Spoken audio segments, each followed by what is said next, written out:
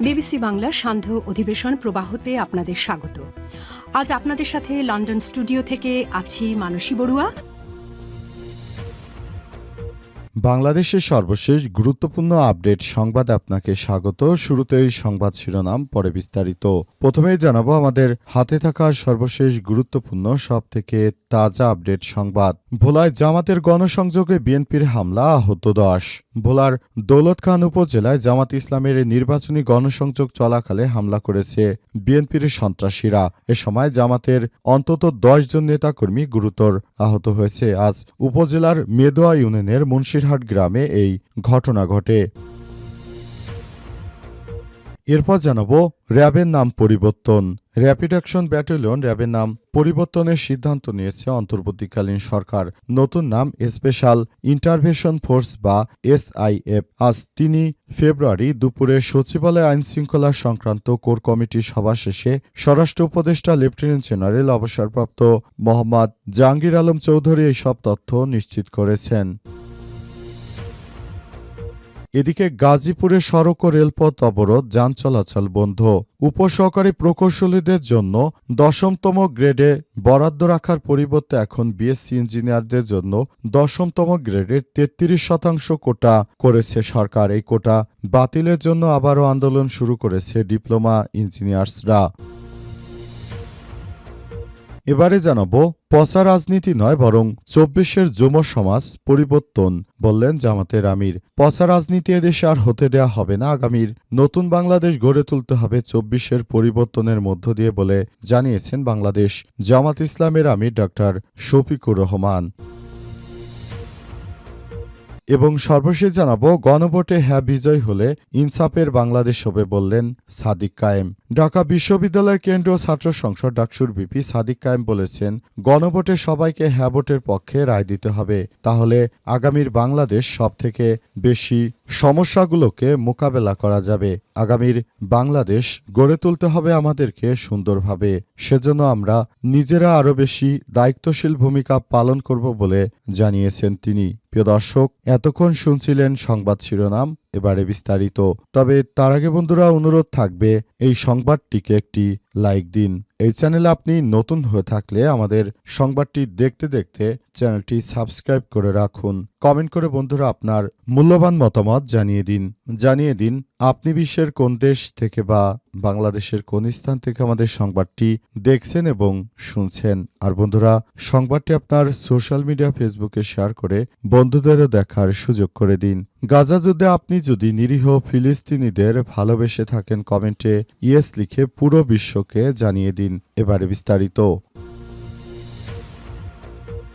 ভোলায় জামাতের গণসংযোগে বিএনপির হামলা, আহত 10। ভোলার দৌলতখান উপজেলায় জামাত ইসলামের নির্বাচনী গণসংযোগে হামলা করার অভিযোগ উঠেছে বিএনপির নেতাকর্মীদের উপর। এ সময় জামাতের অন্তত 10 নেতাকর্মী আহত হয়েছে। মঙ্গলবার 3 ফেব্রুয়ারি উপজেলার মেদোয়া ইউনিয়নের মুন্সিরহাট গ্রামে এই ঘটনা ঘটে। প্রত্যক্ষদর্শীরা জানিয়েছেন, মঙ্গলবার সকাল থেকেই জামাতের নেতাকর্মীরা ইউনিয়নের বিভিন্ন ওয়ার্ডে গণসংযোগ শেষ করে মুন্সিরহাট বাজারে আসে। সেখানে তাদের প্রার্থী মাওলানা ফজলুল করিম আসবে, সেই জন্য তারা সেখানে অপেক্ষা করছিল। ঠিক সেই মুহূর্তে বিএনপির একদল নেতাকর্মী ধানের শীষের স্লোগান দিতে দিতে সেখানে এসে লাঠি সোটার দেশীয় অস্ত্র নিয়ে তাদের উপর আতর্কিত হামলা চালায়। সময় তাদের উপর হামলায় রাসেল নাইম ফরহাদ, হাসান আক্তার রাসেল সহ জামাতের 10 নেতাকর্মী আহত হয়েছে।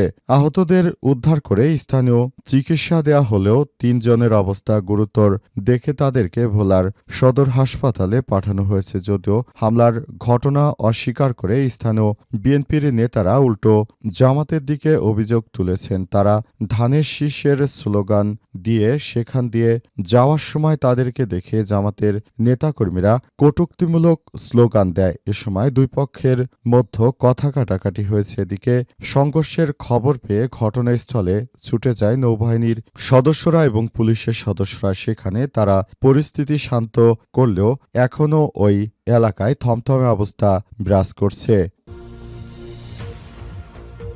র্যাবের নাম পরিবর্তন করল সরকার। র্যাপিড অ্যাকশন ব্যাটালিয়ন র্যাবের নাম পরিবর্তনের সিদ্ধান্ত গ্রহণ করেছে অন্তর্বর্তীকালীন সরকার। নতুন নাম স্পেশাল ইন্টারভেনশন ফোর্স বা SIF। মঙ্গলবার ৩ ফেব্রুয়ারি দুপুরে সচিবালয়ের আইনশৃঙ্খলা সংক্রান্ত কোর কমিটির সভা শেষে স্বরাষ্ট্র উপদেষ্টা লেফটেন্যান্ট জেনারেল অবসরপ্রাপ্ত মোহাম্মদ জাহাঙ্গীর আলম চৌধুরী এই তথ্য নিশ্চিত করেছেন। তিনি জানিয়েছেন, আমরা স্পেশাল ইন্টারভেনশন ফোর্স বা SIF র্যাবের নতুন নাম প্রধান উপদেষ্টা অনুমোদন দিয়েছে। আমরা চাই র্যাবকে একটি আধুনিক বাহিনী হিসেবে গড়ে তুলে র্যাবের সদস্যদেরকে আরও আধুনিক করে গড়ে তোলা, যাতে করে দেশের সন্ত্রাসীদেরকে যে কোনো মূল্যে নিরূপণ করা যায়। আমরা মনে করি র্যাবের সদস্যরা অত্যন্ত দায়িত্বশীলভাবে তারা তাদের ভূমিকা পালন করবে। এবার জাতীয় সংসদ নির্বাচনে তারা পুরো বাংলাদেশটাকে সুন্দরভাবে গড়ে তোলার মধ্য দিয়ে যে কার্যক্রম শুরু হয়েছে সেই কার্যক্রম করার সিদ্ধান্ত গ্রহণ করছে অন্তর্বর্তীকালীন সরকার। নতুন বাংলাদেশ গড়ে তোলার জন্য সবাইকে এখন থেকেই কাজ করতে হবে এবং সে অনুযায়ী সবাইকে আরও বেশি বাংলাদেশটাকে সুন্দরভাবে গড়ে তোলার জন্য আরও বেশি দায়িত্বশীল জায়গায় কাজ করতে হবে বলে বলা হচ্ছে। র্যাবের সদস্যরা আগামীর নতুন বাংলাদেশ গড়ে তুলতে তারাও তাদের জায়গা থেকে সর্বোচ্চ ভূমিকা রাখবে বলে বলা হচ্ছে এবং সে অনুযায়ী কাজ করা হচ্ছে। গাজীপুরের সড়ক ও রেলপথ অবরোধ, যান চলাচল বন্ধ। উপসহকারী প্রকৌশলীর পদে BSc ইঞ্জিনিয়ারদের জন্য 33% কোটা বাতিলসহ বিভিন্ন দাবিতে গাজীপুরে সড়ক ও রেলপথ অবরোধ করে বিক্ষোভ করছেন ডিপ্লোমা প্রকৌশলের শিক্ষার্থীরা। এতে শিমুলতলী আঞ্চলিক সড়কে যান চলাচল ও গাজীপুর রাজশাহী রেলপথে ট্রেন চলাচল বন্ধ হয়ে গেছে। আজ আন্দোলনকারীরা এই অবরোধ কর্মসূচি শুরু করেন। এতে দুর্ভোগে পড়েন এসব পথের যাত্রীরা। এ সময় জয়দেবপুর জংশনের দুটি ট্রেন যাত্রাবিরতি করে। দুপুরে 12:15 দিকে প্রতিবেদন লেখার সময় পর্যন্ত কর্মসূচি চলছিল। এর আগে গত রোববার দুপুরের দিকে ডিপ্লোমা প্রকৌশলী কল্যাণ ফাউন্ডেশনের ব্যানারে শিক্ষার্থীরা গাজীপুর শিমুলতলী এলাকায় অবস্থিত সড়কে অবস্থান নিয়ে তারা বিক্ষোভ করে। আন্দোলনরত শিক্ষার্থীরা জানিয়েছেন, উপসহকারী প্রকৌশলী ও সমমনা 10ম গ্রেডের পদে BSc ইঞ্জিনিয়ারদের জন্য 33% কোটা প্রদান, ডিপ্লোমা প্রকৌশলীদের জন্য বৈষম্য। শিক্ষা মন্ত্রণালয়ের সাম্প্রতিক বিজ্ঞপ্তিতে তারা লোক দেখানো বলে দাবি করেছে। বিতর্কিত কমিটি বাতিল না করা হলে, তাদের দাবি বাস্তবায়ন না হলে আন্দোলন আরও কঠোর করা হুঁশিয়ারি দেওয়া হয়েছে। বিক্ষোভকারীদের দাবির মধ্যে রয়েছে 10ম গ্রেডে উপসহকারী প্রকৌশলী ও সমমনাদের পদ শুধুমাত্র ডিপ্লোমা প্রকৌশলীরা গ্রহণ করবে। সমমনাই পদে আর অন্য কেউ থাকতে পারবে না বলে বলা হচ্ছে এবং সে অনুযায়ী সবাইকে নিয়ে কাজ করার আহ্বান জানানো হয়েছে।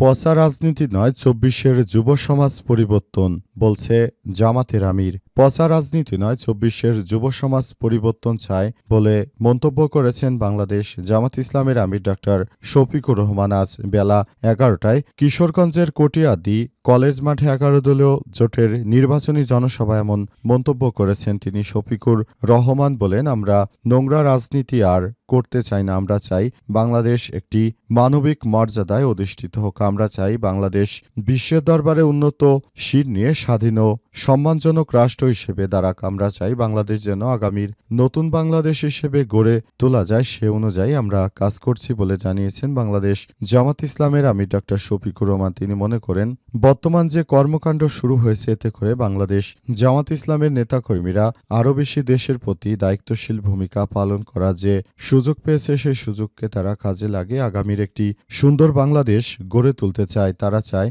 বাংলাদেশটা যেন সুন্দরভাবে গড়ে তোলা যায় এবং সে অনুযায়ী সবাইকে একটি সুন্দর বাংলাদেশ গড়ার প্রতি আহ্বান জানানো হয়েছে জামাতের পক্ষ থেকে। জামাতের আমির দেশের বিভিন্ন জায়গায় সভা সমাবেশ ও বিক্ষোভ মিছিল থেকে মূলত একটি বার্তাই দিচ্ছেন। তিনি জানান, আগামীর বাংলাদেশ হবে ন্যায় ইনসাফ ভিত্তিক সমাজের বাংলাদেশ, যে বাংলাদেশে আর কোনো ধরনের অপরাধীরা কোনোভাবেই ছাড় পাবে না। পুরো বাংলাদেশে আর কোনো অপরাধীরা যেন তাদের এই কর্মকাণ্ড করতে না পারে, সেই কার্যক্রমই চালিয়ে যাবে বাংলাদেশ জামাত ইসলাম। জামাতের পক্ষ থেকে এই সব বিষয়গুলো নিয়ে সিদ্ধান্ত গ্রহণ করা হচ্ছে।